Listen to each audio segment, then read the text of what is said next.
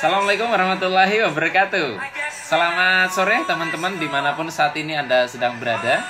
Jumpa lagi dengan saya Arif RH dalam rekaman video iseng ya.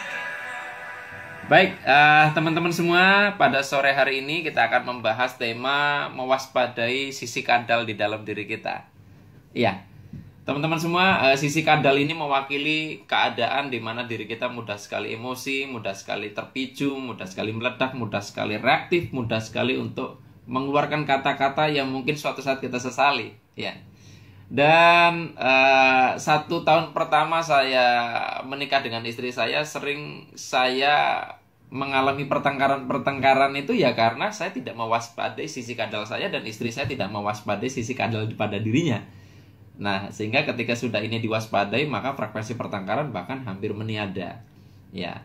Nah, atau kalau mau jadi bertengkar itu nggak jadi karena langsung sadar nih gue lagi kadal gitu ya. Nah, jadi teman-teman semua, gampangannya gini adalah bahwa sebetulnya logika hubungan antara kita dengan pikiran, perasaan, tubuh kita, ide kita, pemikiran kita itu adalah seperti orang yang lagi nonton televisi. Ya, sesungguhnya apapun yang terjadi pada emosi kita, pikiran kita, perasaan kita bisa kita pilih seperti kita memilih siaran televisi. Ya, dengan catatan kita adalah orang yang lagi ngeliat televisinya, lagi duduk dan kita sadar memegang remote-nya. Masalahnya kadang-kadang yang membuat kita akhirnya tidak lepas kontrol, ya, tidak bisa memilih emosi yang tepat, tidak bisa memiliki tindakan yang tepat, tidak bisa memilih pikiran yang tepat, adalah karena kita sudah terlanjur masuk ke televisinya. Nah, ini udah terlambat gitu loh. Nah, jadi untuk bisa mengontrol sisi kadal ini kita harus tahu betul ya, atau setidaknya jangan sampai terlambat, kita perlu langsung sadar pada detik-detik maksimal ya, pada detik-detik terakhir sebelum kita masuk ke televisinya. Nah, terus bagaimana supaya kita bisa tetap memegang remote-nya ini? Ya, saya ngomong seperti ini bukan berarti terus saya demikian ahli ya, karena saya masih juga sering terjebak terutama di sosial media, karena sosial media tahu sendiri orang lebih tega ya. Via teks tuh orang lebih tega, seperti Anda kalau misalkan nagih hutang langsung atau telepon, Anda lebih nggak tega dibandingkan lewat SMS Anda nagih hutang lebih tega. Nah, di sosial media orang tuh galak sekali ya kalau berkomentar dan sadis gitu loh, bisa sadis dan tidak memperdulikan orang lain membaca ini seperti apa. Gitu ya. Nah, teman-teman semua, jadi saya melihat diri saya sendiri, ya, saya memetakan diri saya sendiri sehingga saya jadi lebih waspada kapan saya lagi kadal gitu loh. Ini penting sekali. Nah, saya lagi kadal itu kalau saya lagi lapar ya, karena lapar bisa mengubah orang gitu kan. Lagi lapar, lagi capek, lagi ngantuk. Kalau tiga itu berkombinasi saya sangat waspada. Dan istri saya juga jadi mengerti. Misalkan saya pulang capek, lapar, ngantuk, tidak terlalu banyak bicara, tidak terlalu banyak menuntut, tidak terlalu banyak macam-macam. Langsung mandi, saya mandi, macam-macam, istri saya siapin makan, selesai, saya sudah waras baru berkomunikasi banyak. Nah, dulu tidak kan, kadang kita tidak tahu bahwa kita sama-sama kadal baru komunikasi, dan disitulah dua reptil tirak sedang cakar-cakaran ya. Di Facebook pun sama. Jadi sama seperti saya, atau di sosial media lain seperti BBM, saya pernah habis acara kelas vibrasi beberapa hari berturut-turut sehingga saya capek ya, kurang tidur, lelah, dan waktu itu lapar, punya komplit lah, yaitu 3 keadaan tadi yang saya bilang. Ada BBM masuk dan saya jengkel sekali gitu ya dengan BBM itu. Nah, kemudian saya sadar ini saya lagi keadaan tadi 3 tadi. Saya langsung segera mandi, saya makan macam-macam.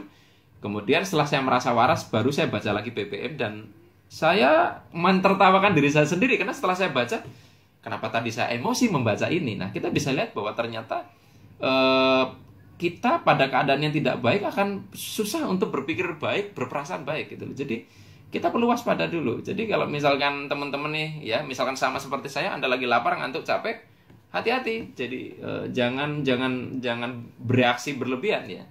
Karena Anda sedang tidak baik keadaannya. Itulah dia, makanya saya sendiri nih ya, mengalami pertumbuhan di Facebook lah kalau menurut saya, walaupun belum bagus-bagus banget.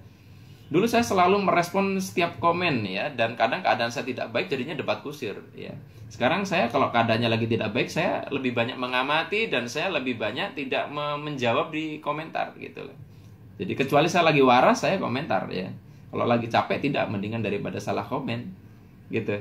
Nah, jadi teman-teman, coba mulai saat ini kalau kita atau Anda ingin lebih waspada, mewaspadai sisi kadal dalam diri kita itu, Anda cermati kapan diri Anda itu mudah meletup, mudah emosi, mudah terpancing, mudah meledak, ya. Apakah misalkan pada saat banyak kerjaan, ya, pada saat misalnya anak lagi sakit, pada saat misalnya bukan banyak kerjaan, ya, pada saat Anda premenstruation syndrome bagi yang wanita, atau apa, petakan sendiri, ya. Karena dengan kita memetakan itu, kita jadi aware, kita lagi bisa ngontrol. Nah, selama kita belum bisa memetakan kapan kita meletup, kita akan lebih mudah sekali akhirnya untuk terpicu tadi. Nah, jadi teman-teman semua, bagi Anda yang aktif di sosial media, ya, sekali lagi, sosial media ini sebenarnya sangat bermanfaat, tetapi bisa merusak kehidupan kita kalau kita tidak mewaspadai sisi kadal pada diri kita. Baik, teman-teman semua, hanya ini yang bisa saya bagikan, ya. Mohon maaf kalau ada kata-kata yang kurang berkenan. Selamat memetakan sisi-sisi kadal Anda, dan selamat menjinakkan sisi kadal dalam diri Anda, seperti saya juga.